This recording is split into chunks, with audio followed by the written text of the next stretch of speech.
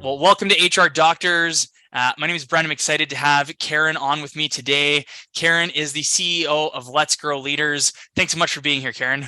Oh, absolutely. My pleasure. Thanks for having me. Yeah, well, tell me a little bit about Let's Grow Leaders. So we are a leadership development company known for very practical tools and techniques for human-centered leaders. We work with companies all over the world, both in in-person programs, live online programs, everything from fast-growing venture-backed startups all the way to some of the big guys like Nestle is one of our clients. So really enjoy this work. Yeah, that's awesome. And you started the company about 8-9 years ago. What led to the inception and the founding of the company? Oh, that's an interesting question. So before founding Let's Grow Leaders, I was at Verizon Wireless for almost 2 decades. And the first decade was a series of HR assignments. So leadership development, organizational development, merger integration, pretty much everything except comp. And then I moved into a variety of field assignments. So I led a 2,200 person sales team, a 10,000 person customer service organization. My last job there was they had brought me in to, took me out of my sales team role to go, because Verizon had started to ramp up. Now, this is a minute ago, but ramp up all these outsourced call centers very, very quickly when they first started selling the iPhone. Right. And you can imagine, it's very difficult to bring up a 500,000 person call center super quick and have a high quality customer experience. But they had done this. So they said, Karin, culture. So I want you to go in and go visit all these centers that are not Verizon centers, right? They're other companies taking Verizon's calls and see what you can do to help. Is this salvageable? What should we do? Should we close these centers? Now, that seems like a very terrible job for a human-centered leader, right? Sure. Like figure out which call centers to close. Yeah. So I said, you know what? I will do this job because it sounds very interesting to me, but only if not, because I was doing a great job of the sales thing. So I could have stayed there. But I said, but I'm interested in this only if the role can be, how do we get these call centers to parity with our internal centers? And, I said, because that would be interesting. So I started visiting all these centers, working with the leadership teams there, getting underneath the culture, figuring out what needed to happen. And in that conversation, I was realizing, it's all about leadership. It's all about culture. And I started to really document what I believed about how do you do this well in a very practical way. So I started a blog. Mostly because these other centers could listen to the blog, right? Nice. Well, it started to take off. I got this international following. People are like, hey, can you be our keynote speaker? When are you going to write your book? And I'm like, I work at Verizon. I can't do this. And they're like, and I thought, well, maybe I could. So it's interesting. I got invited to be a keynote speaker at the International Customer Service Association. Now, I've never done any external speaking. I've done a lot of internal stuff, just for my teams. And I got off the stage, and the guy who was speaking next to me says, when are you leaving Verizon? And I said, did I say that from the stage out loud? And he's like, no, but you are clearly meant to do this for a living. Right. And He said, I am the president of the National Speakers Association. If you want to leave Verizon and do this for a living, give me a call. So I went home and I gave it a lot of thought. And I thought, you know what? What if I did? So I gave 4 months notice and I started Let's Grow Leaders. That's amazing. And we connected after I was made aware and saw your recent release, which is Courageous Cultures, but that's not your first book. No, it's not. So I've written a number of books, the 2 traditionally published ones. The first was Winning Well, A Manager's Guide to Getting Results Without Losing Your Soul. Yeah. And then the latest is Courageous Cultures, How to Build Teams of Micro Innovators, Problem Solvers, and Customer Advocates. Yeah. And what brought, I guess, that book to the forefront for you? It's interesting. As we were working in organizations across a variety of industries all over the world, we were noticing a consistent pattern.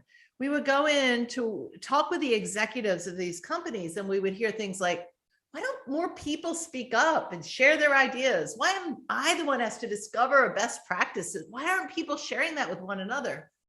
And then we would go in to do training of the front line of those very same organizations. And we would hear things like, nobody wants my ideas. Last time I spoke up, I got in trouble. Nothing ever happens anyway.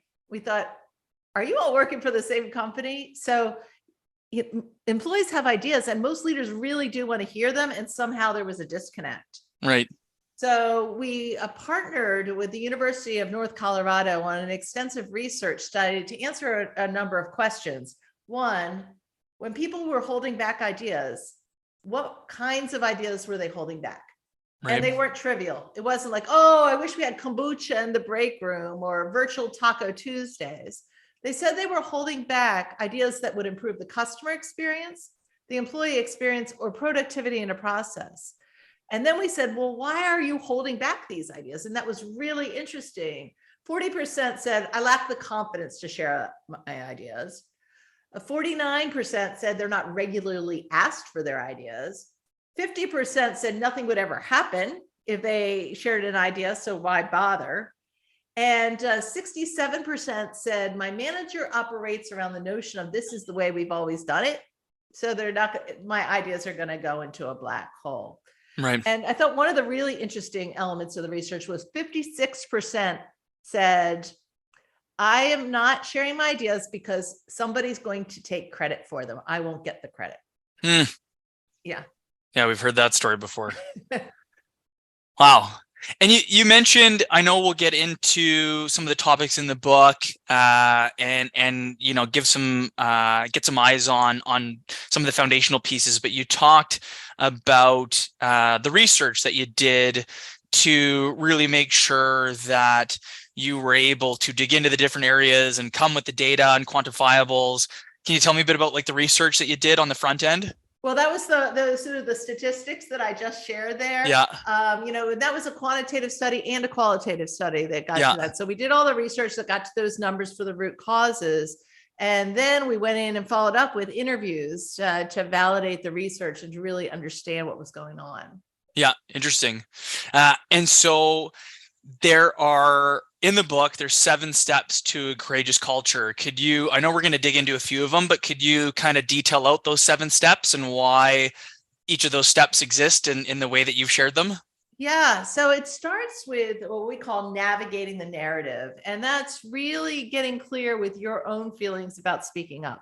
Because one of the things that we would hear in the research is people would say, well, my boss doesn't. My boss is scared. My boss is playing this political game. They're telling me it's safe to speak up, but I don't see her or him doing it. So I'm not going to either. So navigating the narrative is really thinking about your experiences with speaking up and do you feel confident? And one of the ways we encourage people to do that is to think back on their career and their moments where they felt like they were a bit courageous, where they spoke up and what happened.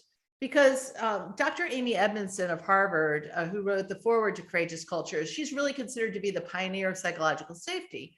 And one of the things that she really focuses on is that people are more likely to hold on to a negative experience with speaking up than a positive one.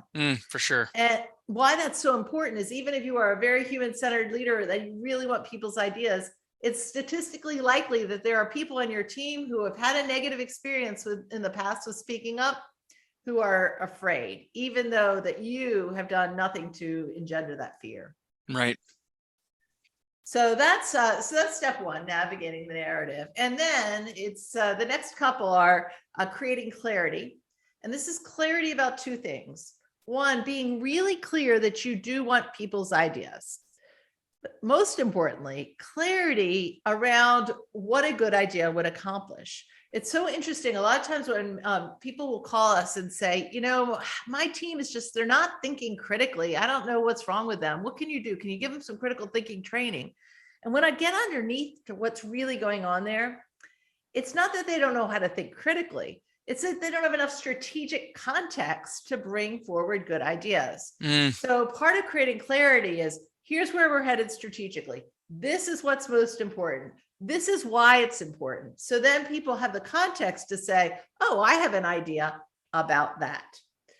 And then, so it's navigating the narrative, 2 is creating clarity, and then it's cultivating curiosity. So as I mentioned in the research, 49% said they're not regularly asked for their ideas. Well, and then when we got into the qualitative aspect of that research, the managers would say, well, I have an open door policy. People know that. The problem with an open door is that it's passive, and it still takes some courage for people to walk through that open door. Right. So cultivating curiosity is proactively going out and asking people for their ideas. And one of the ways that we recommend you do that is to ask what we call a courageous question. Now, courageous question is different than just, oh, how do you think we should do better question in a couple of ways. It's Right. specific and it's humble. It assumes that improvement is possible. So for example, what's one way you think we could improve the productivity of this process? What's one way I could improve our communication on our team? What's one way we could make our meetings more effective? Those kinds of questions are more easy to answer. They take less courage than to say, do you have any ideas about how I can improve my leadership? You know, if you say that, that feels intimidating to people. Or do you have any ideas of how we could get better results? That's just, it's so overwhelming. But if you can be very specific, we have found that that is very inviting for people. And then the 4th step is responding with regard. And this is how you respond to an idea, even if it's an idea that you can't use. And so we recommend you respond with gratitude, thanking them for contributing, not necessarily for the exact idea. Thank you for contributing. Thank you for thinking critically about the business. Then with information about what is or is not going to happen with the idea, and then an invitation to continue to contribute. So imagine someone brings you an idea and you're headed in this direction. Strategically, you're headed over here. And their idea is all about this direction, which is the exact opposite. It's what you might consider a dumb idea, right? So, but you still want them to be thinking critically and contributing in the future. So you say, thank you for thinking about the business. We're not going to use that idea right now because our most important priorities over here, this would change the direction and we don't have bandwidth to do that right now. And then an invitation. But if you have any ideas that would help us in this area, in the strategic direction that we are headed, I'm all ears. So now you haven't shut the person down. You've still showed gratitude and an invitation, but you're also responding and saying you're not using it. So those are the first 4 steps. And those 4, I think, are the most critical because those are ones that you can use whether you are leading a team of 5 people or whether you're trying to build an entire culture. And then the other ones are more about for big HR kinds of initiatives, or you're the COO, where you're wanting to then build an infrastructure for courage, where you're looking at your HR systems and processes. Because, you know, if those are counterintuitive, right? If you're saying, I want your ideas, but that's not what you're rewarding. If you're rewarding, this is the way we've always done it, then that's, you know, in conflict. And it's been interesting with some of our larger clients. We not only go in and do leadership training, but we also look at their hiring practices, their recruiting practices, their rewards and recognition, all of the things that build that infrastructure for courage. And then it's also about practicing the principle, which is how do you scale your practices? So you've got a best practice here. Well, how do you then change it, keep the kernel of what's working there, but maybe the way you implement it in West Virginia is going to be different than in New York City. And how do you, build those processes in place? Nice. That's awesome. Well, you said the first point being navigate the narrative. I assume that's like a foundational piece that leads into all the others. Why was that such a, I guess, formative piece to kind of start to unlock the courageous culture? Yeah, navigating the narrative is so critical. And because in chapter 4, we talk about toxic courage crushers. And these are the things like shame, blame, and intimidation. And one of the things that we were seeing consistently as we were going out and working to compare what organizations that we've said, wow, they have a courageous culture where people are really speaking up, and ones that did not, there were a lot of these shaming, blaming, intimidation factors. So this is table stakes, right? You can't be demeaning people. You can't have any Me Too stuff going on, right? If that is in place, it takes too much daily courage just to even show up for work, right? People are not now have the energy to innovate, to be creative, to share ideas. They're just keeping their head down and hoping that something bad doesn't happen.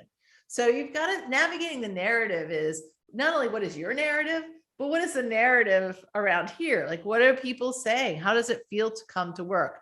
And getting some of that real foundational momentum by, do people know how to give people one another effective feedback? Do they know how to hold great one-on-ones? Do they know how to hold effective meetings? Because if you don't have some of that foundational stuff, if you're not clear about what your most important strategic priorities are, you're not ready to really build this courageous culture. Right. Yeah. And so that's something you highlight in there that kind of says, like, here's what you need first. Yep. Yeah. How, like, is that something you encounter where you have people reaching out, but then you realize that they're just not where they need to be, and you kind of maybe have to give them some tough love, like you've got some blind spots that need working on first? Or you know, it's really interesting. That's a really, really interesting question. So people will read Courageous Cultures and they'll say, yes, I want to do a Courageous Cultures leadership program. And then we get in and we start to talk with them and do our discovery. We say, I think what you need first is some winning well. So how do you do these foundational things? Have your supervisors been trained in foundational leadership? Do they know how to stay focused on the most important thing? Do they know how to communicate consistently? Do they know how to run effective one-on-ones? All of those things. And what we'll often do is still call it Courageous Cultures, but build in the foundational elements first, and then build towards some of these ideation and innovation tools and techniques. Nice. No, that's great. And that's something that is present in your previous book. Yep. Yeah, right on. That's awesome. And then once you've kind of laid that foundation, the first step is creating clarity. Yeah. How do you do that? So one of the things is, we call it most important things, and they are MITs. So do people really understand what is strategically important? If you have a scorecard, you give somebody a scorecard and say, here's the 27 KPIs that you need to accomplish. And it happens all the time. People they feel overwhelmed and they can't really, so they kind of dilute their work, their energy. But if you can be really clear and say, this is where we're headed, this is what's strategically important. If we accomplish nothing else next year, we got to nail this thing. This is what we're about. And getting everybody understanding what that is at a strategic level, at an initiative level, and then at a behavioral level. What do I need to do every single day? What are the activities that I need to do in order to accomplish those most important things? And then making sure that you're having conversation about that. And when someone gets, there's another thing that could be worked on, giving people, empowering them to say, how does this relate to our most important thing? Has our most important thing shifted? And to be able to negotiate those conversations, and in some context, even say no to elements that are going to distract you from really accomplishing what the most important thing is. We have been working over the last year and a half with a very interesting company. They are a healthcare testing company. Now, you can imagine that in this moment, being a healthcare testing company is a very turbulent environment. So before COVID, they did things like urinary tract infection testing, right? STIs, stuff, more routine things. That was fairly stable, right? They're not going to have a surge of any of that stuff. And so they could predict the work, and they were just working about getting efficient and bringing on more customers, getting in more doctors' offices. Well, then COVID hits, and there was this brand new opportunity, and there's this surge of potential revenue that's coming in. Well, so now their most important things are very interesting, because one of their most important things is take immediate advantage of this huge opportunity and this huge revenue that's coming in. But another most important thing is, let's not get totally distracted by this, because COVID's going to go away. And we've got to keep our foundational aspects of the business running. We've got to continue to grow these parallel. And so because of the turbulence of COVID, one of the things that we work with them on is getting together every single month and saying, what are the most important things we must accomplish this month? And there was a debate because there were people saying, no, we got to keep this stuff on the core business going. And others would be like, no, we got to take immediate advantage of this surge of, this new variant. And having that conversation and then being able to say, what are we not going to do? And this was leadership first. Yep. Yeah. All the way down. So that's creating clarity. And then you can ask people. So now that we know that this is what we're doing, what are your ideas of how do we do this more effectively? Right. Yeah. I can obviously see when you do that, it helps you create that clarity as you funnel it down to the team to make sure your leadership's aligned on what the objectives are. And just, I guess, next is, how you communicate that. I mean, yeah. Do you talk in there about, if you are changing direction or path, or maybe if you weren't clear and now you're creating that clarity, if there was misalignment, how you manage through that misalignment? Because maybe there's people on the bus that are on the bus because they think you're going somewhere and then they find out that you're not. Right. Yeah. So one of the things that we teach is if something is strategically important, like where you're headed or a key initiative or a value that really matters, you don't want to communicate it just once. You want to communicate 5 times, 5 different ways. So we call that 5x5 communication. Sure. So you've got a strategic initiative, you've got a behavior you're needing everybody to do. So maybe you bring everybody together on a Microsoft Teams call and you have this conversation. Then you follow it up with an email. That's 2 ways. Then maybe you write a handwritten note to everybody and say, this is why you're so important in this initiative. Maybe you build a recognition program that reinforces those key behaviors. Maybe you change your backdrop. Like I see yours, right? You could have the key initiatives. Right. One of our clients got t-shirts for everybody and they're wearing their t-shirts that all say, the strategic initiatives. So there's a lot of ways that you communicate, but if you want to really get people's attention, you would be mixing up the medium and doing the repetition, because there's the way the human brain works. There's recency. It's how recently have I seen this message? Right. It's also repetition. How many times have I heard this message? It's also recall. Have I had to re-say what I have heard, which we call a check for understanding? And is there some kind of emotional response? Like if I came onto this and there was a strategic initiative and I said, first, let me sing you a little song about this. Right. You would remember that time that I sang you a little song about why it was so important, because it's so weird that somebody would do that. Example from back in my Verizon days, I was trying to get people to sell smartphones instead of flip phones. And so, like I said, we didn't have the iPhone to offer. So we had Androids. So I got my entire direct report team and me to dress like the Star Wars crew. So I dressed as Leia and I brought these androids with me and Chewbacca, and we went into all of our stores. Now, do you think my sales team remembered that time that their crazy sales director dressed up like Princess Leia and brought her androids around? Sure. Right? But they remembered the message. It was like, sell androids, don't sell flip phones. Right. And so that's what I'm talking about, like mixing it up from an emotional perspective. Yeah. Very interesting. And then, so how do you then, if you've got those first 2 points, how do you then cultivate that curiosity? Yeah. So, one is, like I was saying, courageous questions. Another is teaching people how to share their ideas. And so we have a method that we call our idea incubator process that we've been using to help people say, here's the strategic initiative. Now, here's how you think critically about it. So it starts by owning the ugly. So that's an acronym for you. What are we underestimating? So with regard to this strategic initiative, what are we underestimating? Like, what haven't we considered here? You. G, what's got to go? Meaning, what do we need to stop doing in order to make this thing happen?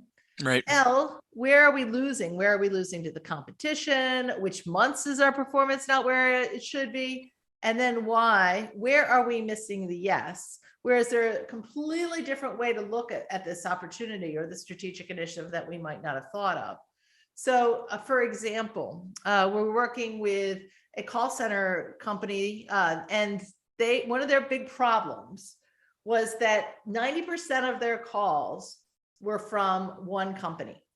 So basically, if that company took away their contract, they would go out of business overnight. They were very vulnerable. Right. And so they brought me in to say, how do we solve the strategic problem of differentiating, getting more customers so we differentiate? And so we didn't know the ugly. And one of the frontline supervisors said, you know what we're underestimating? We're underestimating that the certifications that people need in order to serve this one client are the same certifications they would need for these other customers.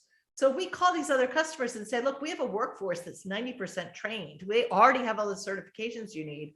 All we would need to do is train them on the nuances of your calls. We could get our team up and running to be surplus call answers for you in 1 week. And they did that. And they were able to differentiate and bring in more customers because they had underestimated how already trained these employees were. What's got to go? We were working with a venture-backed, fast-growing company. They had grown from 5 people to 150 people practically overnight. And they had brought everybody, these 150 people together for a strategic offsite. And we did an Only Ugly.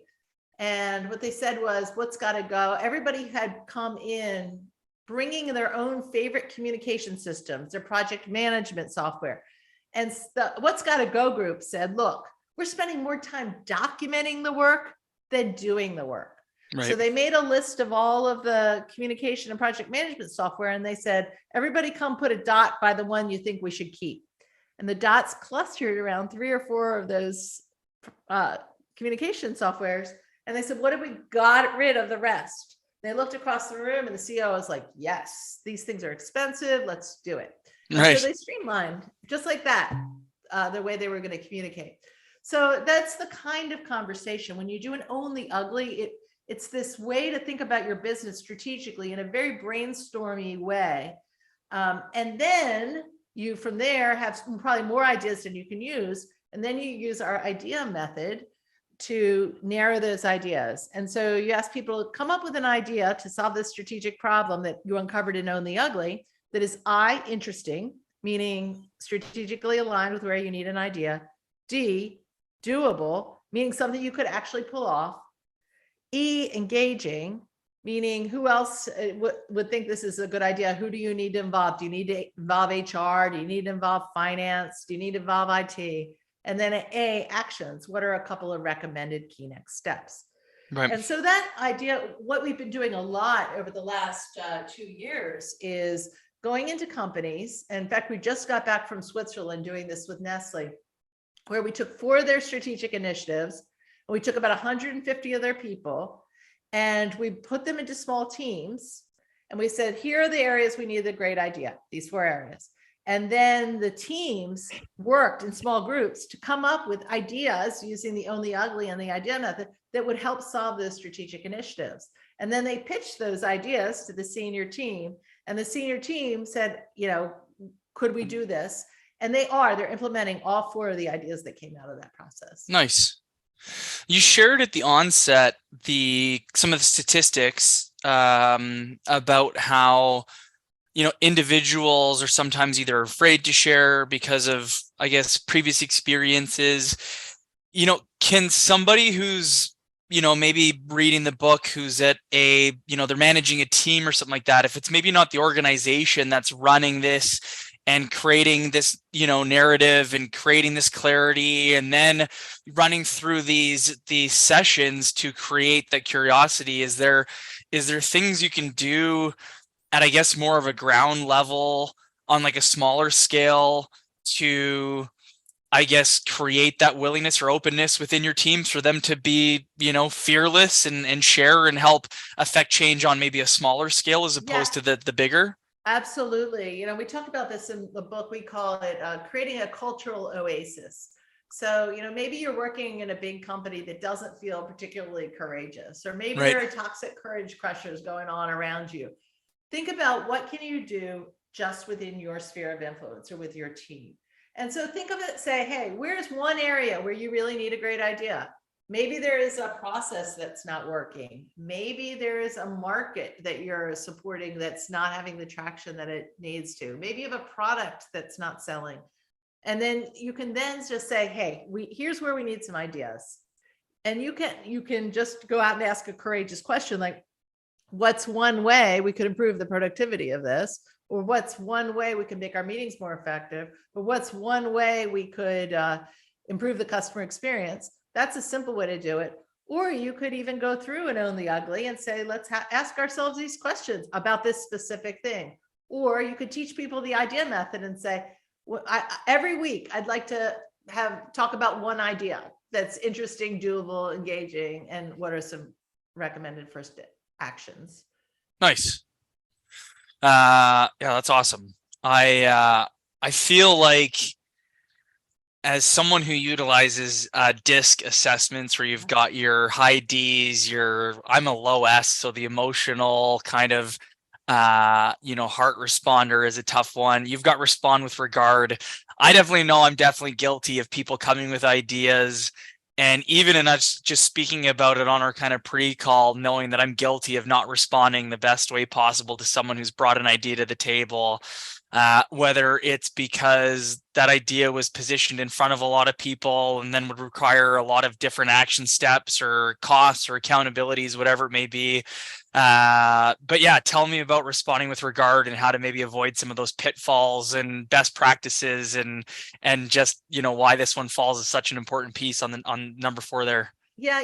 One of the patterns that I've really been noticing with responding with regard is that the closer you are with the people, or the more you think, well, the higher the level of the person, right?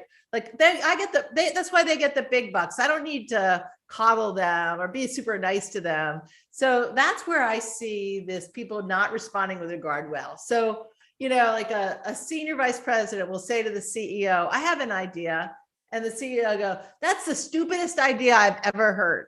Right. Now, they would never, if an employee in the town hall at the front line raised their hand, there's no way that CEO would tell that employee, that's the stupidest thing I ever heard. I hope not. Right. But unlikely.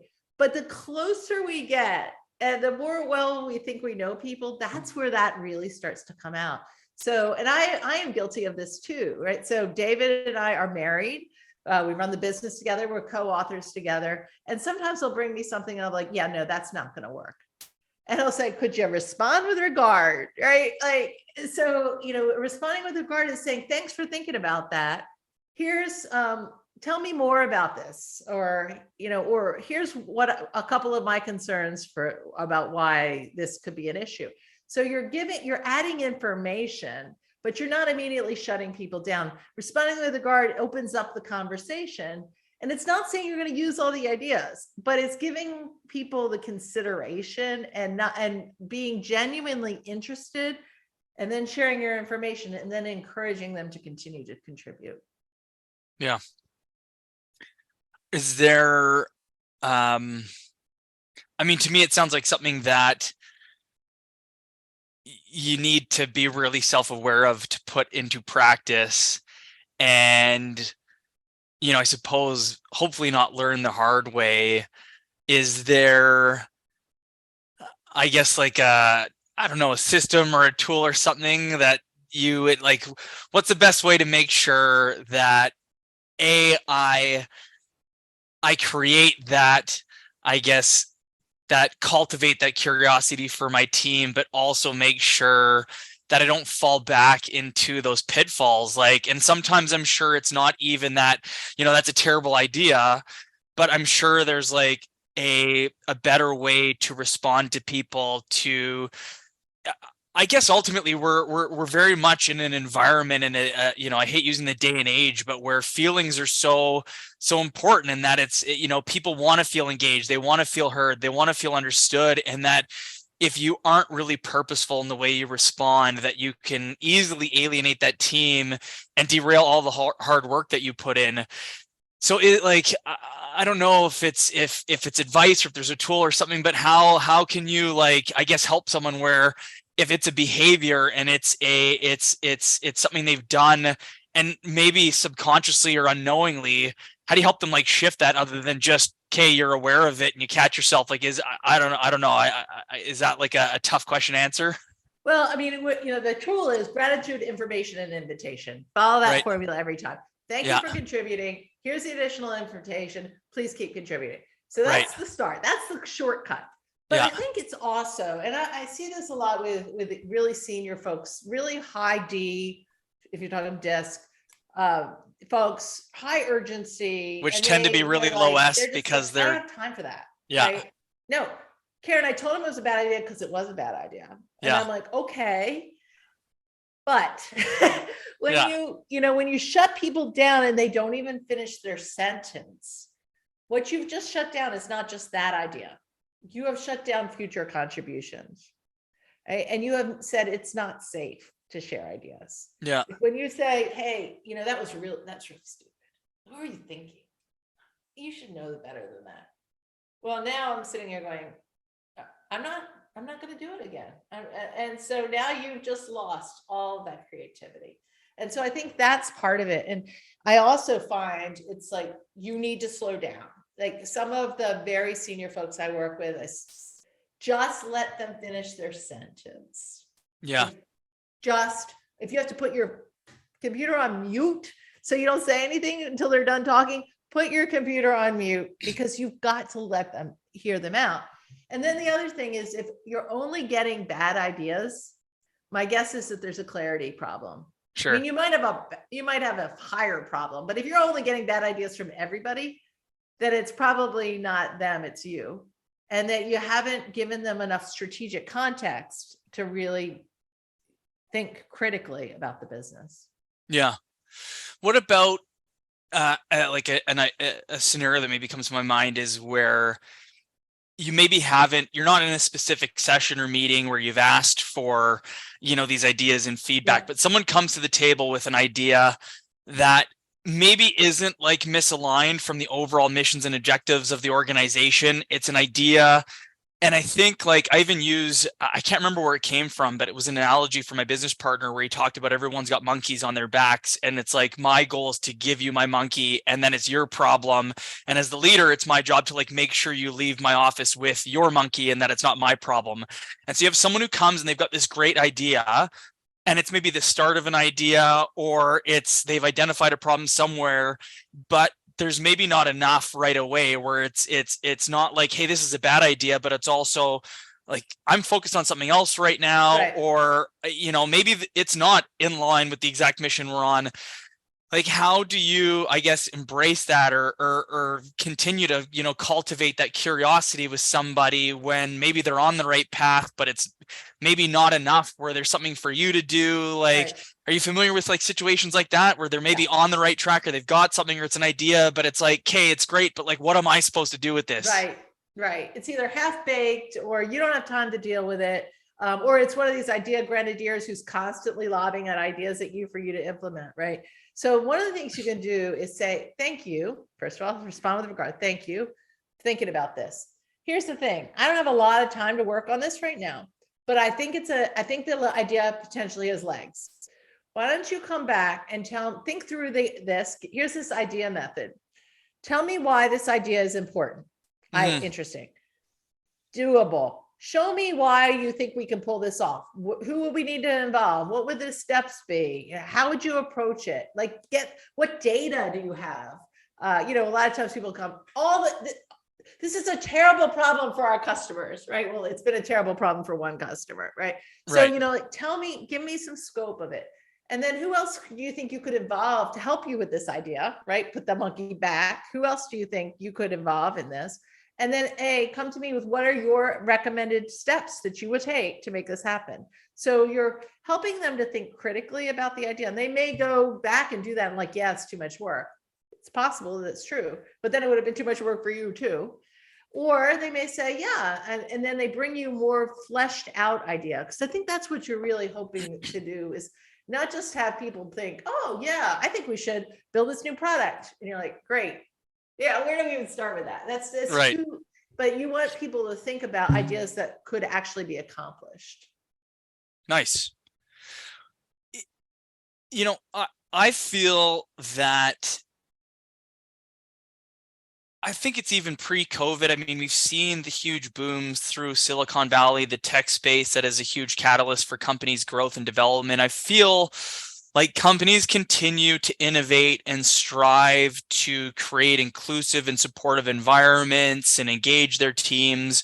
But obviously, this is an area that you identified as weaknesses, and one where I would say there's great opportunities. I mean, you've connected with I'm assuming hundreds of different companies over the years. Like, is this something that you feel most companies just have as a massive blind spot? Is it something that they know is a thing, but they just don't know how to do it, or that a lot of them do it well but just need a better framework? Is it 30-30-30, or where do you feel like it's interesting? I think a lot of people think, well, we have an open door policy, right, and so that's plenty.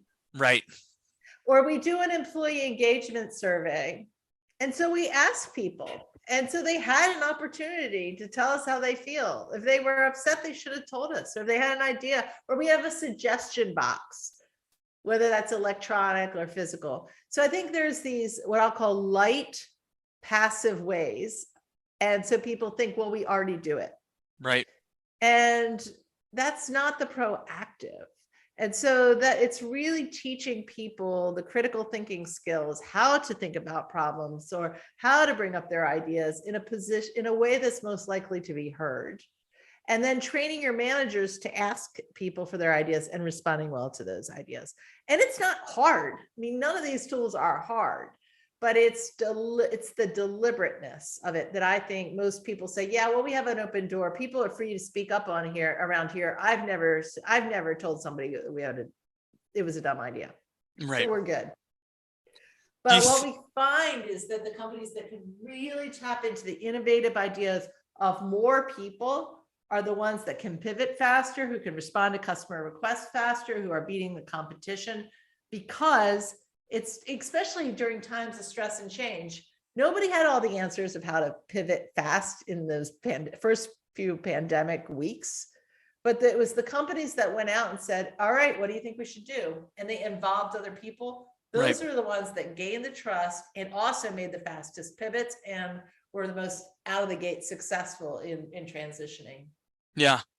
And conversely, do you feel, if someone's listening to this, or there's a company out there that, whether it's a self-assessment or there's indicators, like, are there things that people or companies can see where they go, you know what, this is absolutely a massive blind spot for us, if it doesn't immediately trigger for them? Yeah. I mean, I would say the first thing is, are you getting good ideas that you can use from your people? Yeah, fair. Because they have them. Yeah. Right? I mean, they have them. They're, of course, the people that are talking to your customers know what your customers want. They know what policies are ticking them off. They hear it. And if every time you go in to do a focus group or you do your one-on-ones and people they're like, oh, this is great, where everything's great, then I think you're lacking. I mean, it might be great, but if they're not coming up with ideas, something is wrong. And so I would say, do you have any ideas to fix this one thing and see what happens? Yeah. And really showing up curious. And if you're not getting that, or if you are, we talk about this dance between clarity and curiosity. And sometimes they are the companies that are so buttoned up and everybody's just doing, and they really everybody knows exactly what to do. They're not innovating. And you'll see that that's why these faster, these startups can come and completely take over a tried and true company. And you see it happen all the time. And there's this blind spot because everybody was so clear about what needed to happen, but they weren't showing up curious about what was changing in the world. Yeah. So maybe if you're doing your, whether it's quarterly, monthlies, your semi-annuals, you're doing your kind of departments or teams and you're being told everything's fantastic, and then you still turnover is an issue. Maybe, right. Maybe you've got a deeper lying issue and there isn't that, I guess, open door as much as you think you have, or the suggestion box, and you're not getting the true feedback. Yeah. Yeah, that's really fair. One of the other interesting things that we touched on when we were doing our pre-chat was the 5 C's. Are those included in your book? So yeah, so in the book we focus on a couple of the C's. Okay. We focus on the clarity and curiosity and connection aspects of the C's. But the 5 C's are really 5 ways to really build a high performing culture. And so when we go in, and if you say, hey, I'm really interested in building a high performing team, we're really interested in improving our culture, one of the things we'll do is share with you the 5 C's assessment. And it's just it's 5 different areas of the business. And we'll say, how do you think you're doing with some prompts in these areas? So first, clarity. Do we have most important things clearly defined? Do we have strategic initiatives that support those most important things? Does every employee understand what they need to do every day to accomplish those most important things? Do we have a consistent way of communicating this? So that's clarity. And then we have capacity. Do people have the tools, resources, headcount to do what they need to do to accomplish those most important things? Or is there a gap there? Connection is another C. Do we feel connected at a human level? Do people collaborate across silos? Do we show up and treat each other as human beings? Do we have fun outside? Do we get one another? And then commitment, which is, do we have ways of holding one another accountable? And do we have a cadence of accountability, that level of commitment? And the last one is curiosity. Are we showing up curious and inviting people to share their ideas? So if you can cover those things, if you've got an organization that's clear about what they need to do, they've got people have the tools and resources to do it, they're showing up, there's a culture of connection and humanity that's going on, there's a commitment, there's people are holding one another accountable to what you say is you're important, and you're continuing to show up curious, so you're bringing new ideas into the culture, you will have a high performing culture. And so that helps to take away a concept that feels really nebulous, like, oh, we got our culture, to making it really practical. Which of these 5 things do you think you need to work on? And usually 1 or 2 of the areas step out. Like you'll see, oh, we're really got high clarity, but we're not very good at curiosity. Or really, really connected at a human level. We all love each other, but we are not really holding one another accountable. We're lacking that commitment piece of it. So it helps you to prioritize what do you need to focus on first.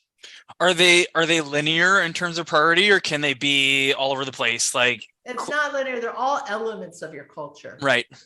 Yeah, interesting. Fantastic. I appreciate all your shares thus far. Anything else? I know there's probably a million different things you could dig into, but anything outside of those 4 main topics, the 5 C's that you think is a worthy share for anybody that might be following? Well, the one thing I would leave you with is, a lot of times people say, oh, I just wish, that's great, but I wish my boss was more curious. I wish my boss was more courageous. I would just say, be the courageous leader that you want your boss to be. Right. Yeah. I love that, because I think there's a lot more control for employees these days. There's a lot, again, I think companies are continuously willing to innovate and adapt and change, but, I think everybody's got strengths and weaknesses. And if there's a leader who you've gone to with ideas and they haven't been received, do you have any tips or coaching for somebody to maybe help them get past that person who's maybe not receiving their info in the right way or not responding, and how you could kind of help them? Because I think ultimately, if you don't, that's something that would result in turnover for that individual, and it would probably be a huge surprise. And I think as a leader for myself, I would always want a team member to come to me and say, hey, I've got this idea. And that if I don't respond well, and I've even said to my team, hey, I'm far from perfect. I will make mistakes. And I almost want, if you have something that's important to you and you haven't tried to re-articulate it to me 2 or 3 times, if I failed to recognize you, again, if it is a surprise for me later and you do, say, hey, I brought this up this one time, at the end of a meeting and you didn't respond to it, and as such, it was really important to me and I'm leaving now, I'd be like, that seems like a great missed opportunity for us both. So yeah, what would you say to that person who shared that, where my boss doesn't have these characteristics or qualities? How do I help kind of shape that? The first thing I would say is, if you have an idea that you really want to get your boss's attention on, start with a great opening sentence. So not, hey, I've got an idea. I have an idea that's going to save us $37,000 in the next month and a half. I have an idea that I think is going to reduce turnover on our team. I have an idea that is going to increase productivity of this process and save every employee on this team an hour a week. Right. Right now, I mean, and then say, would you be interested in hearing that? Now, unless your boss is a psychopath, right? They're going to say yes, but you have now asked for permission to share that idea. And I like to say it, give me an opening sentence that if I'm distracted on my phone, it's going to make me put down my phone and want to listen to you. Right. And then from there, explain that you've thought it through. This is why idea is doable. I've already checked with IT. It only is going to take a little bit of a programming switch to make this process change. Right. I've already asked the people who are using this report and nobody's using it. So it's a big waste of time, right? Like whatever it is, like show you've done a little bit of homework and then say, and then from there, as specific as you can be about actions, that next steps. And this is where I think we would need to get started. Would you be supportive of that? And know your ask. When I was an executive, one of the things at Verizon, a big company, right? 10,000 people working on my team. I would go in and I would do these focus groups and then people would say something like they would say, well, I have an idea. So I said, okay, great. Well, what do you need from me? They didn't know what they were asking for. Right. Like, yeah. Are you asking for a head count? Are you asking for funding? Are you asking for me to come make a speech? What are you asking for? And so teaching, so if you can show up and say, this is my idea, this is why it's important, and here's my ask. Right. Even if they say no, you are going to come across as a critical thinker. Right. Who cares about the business? Like you can't lose in that scenario. Yeah, and I think maybe where I've seen the disconnect is where they've got a great idea and they've just had this creative moment and it's like, okay, now what? I think it's bang on. How does it affect things? Where is it gonna, positively impact the organization? What specifically do you need? And maybe if you even haven't gone that far, I still think those statements you made about, I've got this great idea, I think it's going to do this with productivity. Are you open to hearing about it? Even if maybe you're not at that 10,000 foot level where you've got the ability to affect that change or know how it'll affect that change, but still the fact that you're able to see how it could have that impact. And it's not just like, hey, like we should do this. And it's like, yeah, okay, that sounds good. But, I can just get lost, right? As opposed to having those specifics and tying it into whether it's one of those 5 C's or just however you see it kind of tying into the overall good of the organization. I think that's massive. That's awesome. Yep. Karin, thank you so much for joining me. It's been fantastic having you on as a guest. Oh, I really appreciate it. It's been a fun time. Thanks for having me.